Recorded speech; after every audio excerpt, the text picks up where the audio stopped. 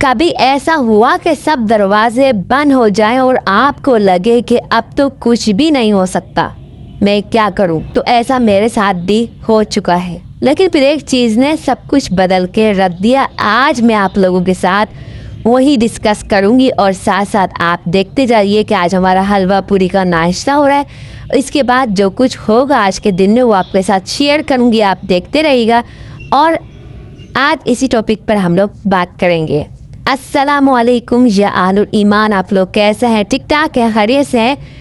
अल्लाह से दुआ है अल्लाह ताला जो मेरी वीडियो देख रहे हैं सबको खुश रखे और आबाद रखे अपने अपने घरों में।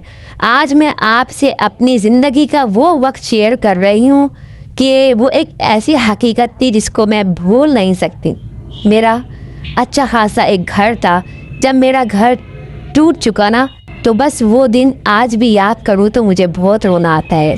जब ये कटिंग का सिलसिला स्टार्ट हुआ तो ये मेरे ख़्याल से 4 या 5 साल पुरानी बात है। जब कटिंग का सिलसिला चल रहा था तो मेरा इतना अच्छा घर कि मैंने सोचा भी नहीं था कि वो इस तरह से टूट जाएगा और वो कटिंग में आ जाएगा। बस उस वक्त जो मेरी हालत थी, मैं 8 महीने की प्रेग्नेंट भी थी। ज़हनी हालत ऐसी थी कि ना सुकून था ना कोई सहारा था। मैं बहुत ज़्यादा परेशान हो चुकी थी। घर के हालात इतने ख़राब हो चुके थे कि किराए के घर के भी पैसे नहीं थे। और हकीकत तो ये है कि किराए के घर जाने का दिल भी नहीं था मेरा। अपना घर जब होता है ना तो उसके बाद किराए के घर जाने के लिए दिल बिल्कुल नहीं होता। अम्मी ने कहा, ससुराल वालों ने कहा कि किराए के घर में चले जाओ, रेंट पर ले लो। लेकिन जब मालूमात की ना तो हकीकत में बहुत ज़्यादा महंगाई थी और जो एक कमरे का जो घर था उसके 20 या 30 हज़ार रुपये लिए जा रहे थे। तो मैं ये सोच के बहुत ज़्यादा परेशान हो रही थी कि भाई 1 महीने बाद फिर किराए के चक्कर में इतनी ज़हनी टेंशन में थी कि मैं बता नहीं सकती।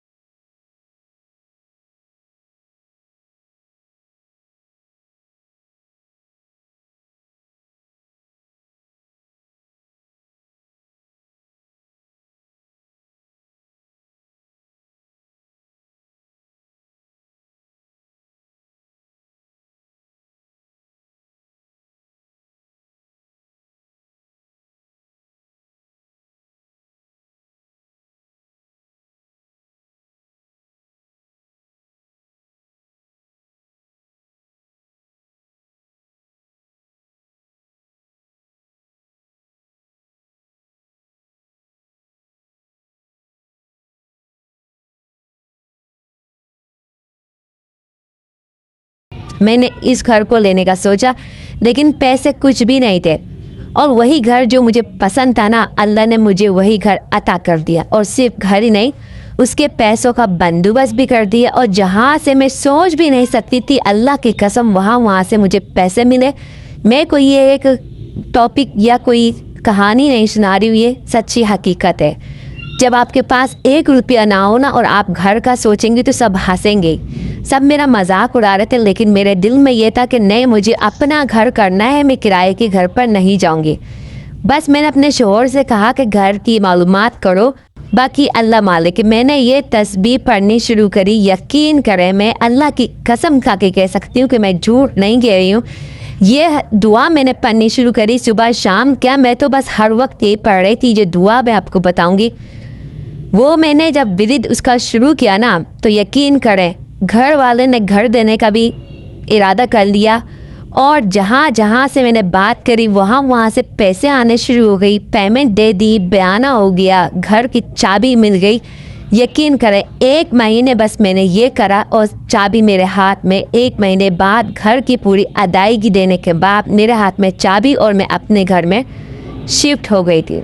तो बस ये मेरी आज की कहानी थी। साथ साथ सरप्राइज़ भी बना रही हूँ बच्चों के लिए, तो मैंने सोचा आप लोगों के साथ है ना ये मैं ज़रूर डिस्कस करूँगी। जहाँ से भी आप लोग सुन रहे ना, यकीन करें कोई भी परेशानी है, जॉब की परेशानी है, घर की परेशानी है, औलाद की परेशानी है, मियाँ बीवी के झगड़े की परेशानी है, कुछ भी परेशानी है, आपने ये दुआ सिर्फ जहन में रखनी है और उसके असबाब अल्लाह से बनवाना है। फिर आप इसका जादुई असर देखिएगा क्या है। ये तो मैं हर वक्त पढ़ती हूँ, मेरा अब भी इतना यकीन और भरोसा है कि कोई भी परेशानी हो जाए, मुझे 10 रुपए की भी ज़रूरत हो ना तो मैंने ये दुआ पढ़नी है और फ़ौरन से मुझे 10 रुपए कहीं से मिल जाना है। मेरा इतना यकीन इस दुआ पर है। अगर आप भी मुश्किल वक्त से गुजर रहे हैं तो हिम्मत बिल्कुल नहीं आनी। और अगर आप वो वजीफ़ा जानना चाहते हैं कि वो कौन सा वजीफ़ा है तो जो आपकी ज़िंदगी बदल सकता है, यकीन करें तो कमेंट में ज़रूर लिखिएगा कि वजीफ़ा मुझे बताएं, वो दुआ मुझे बताएं, तो मैं इंशाल्लाह फ़ौरन रिप्लाई करके आपको वो दुआ बताऊंगी। मैं चाहती हूँ, मैं ये देखना चाहती हूँ कितने लोग मेरी वीडियो में इंटरेस्टेड हैं और कितने लोग ये वजीफ़ा लेना चाहते हैं, ताकि मुझे आइडिया और कमेंट में बस आपने ये लिखना है कि आप ही मुझे ये वजीफ़ा बताएं, तो मैं फ़ौरन से एक वीडियो अपलोड कर दूंगी, और नहीं तो मैं कमेंट में ही आपको आंसर दे दूंगी। तो आज का यही था और प्राइज़ भी मेरे बन चुके हैं और अपने घर में हूँ अल्हम्दुलिल्लाह। बुरा वक्त था, अल्लाह की तरफ से आजमाइश होती है। और ये तो देखिए कुरान पाक में भी है, सूरह अलम नशरह में जो है आयत है जिसका तर्जुमा ये है इन्न मअल उसरि युस्रा फ इन्न मअल उसरि युस्रा, कि हर परेशानी के बाद आसानी अल्लाह ने रखी है। क्योंकि जब आसानी आती है ना तो फिर मज़ा नहीं आता। मज़ा जब भी आता है जब परेशानी के बाद आसानी आए ना, तो उस आसानी में अल्लाह का शुक्र अदा होता है। तो ये जो परेशानियाँ होती है ना, इसमें कभी घबराना नहीं चाहिए और जो अल्लाह से रुजू करना चाहिए। ये परेशानी अल्लाह ने अपनी मोहब्बत के लिए ही अपने बंदों के लिए रखी है कि अगर मैं ये परेशानी दूंगा तो ये मेरी तरफ आएगी। जब अल्लाह का दिल करता है ना कि बंदे उससे बात करें कि ये बंदा मेरी तरफ मुतवज्जो ही नहीं है, मुझे याद ही नहीं कर रहा है, तो अल्लाह ताला का ये होता है इनाम कि अल्लाह ताला अपने मुसलमान बंदे को जो है परेशानी में डाल देता है और उसके बाद वो बंदा परेशान होकर ना अल्लाह की तरफ जाता है। तो ये अल्लाह की एक मोहब्बत का एक अंदाज़ है। तो मुसलमानों को जब भी कोई परेशानी हो तो परेशान नहीं होना है। दुआएं हैं, वज़ाइफ हैं, बहुत सी चीज़ें जो अल्लाह ने करने के लिए बताई हैं, उनको पढ़िए यकीन के साथ। हम लोग सब कुछ पढ़ते हैं लेकिन हमारा यकीन नहीं होता है। ये जो छोटी सी दुआ यकीन करें, एक लाइन की है, ये मैंने पढ़ी है, ये जादुई, लोग कहते हैं ना जादुई वजीफ़ा, जादुई अमल। मैं कहती हूँ ये जो छोटी सी दुआ है ना एक जादुई अमल है। मैं बस गारंटी दे सकती हूँ, इसके अलावा कुछ नहीं कह सकती। वीडियो अच्छी लगी तो वीडियो को लाइक कर दिएगा, चैनल को सब्सक्राइब कर दिएगा, अपनी मेहनत बहन की मेहनत को ज़ाया नहीं होने दिएगा। पकोड़े भी बन रहे हैं, फ्राइज़ भी बन रहे हैं, साथ साथ आपके साथ बातचीत भी कर रही हूँ। तो बस आज की वीडियो यहीं तक है। अब मिलते हैं अगली वीडियो में और आपके कमेंट का मुझे इंतज़ार रहेगा। अल्लाह हाफिज़।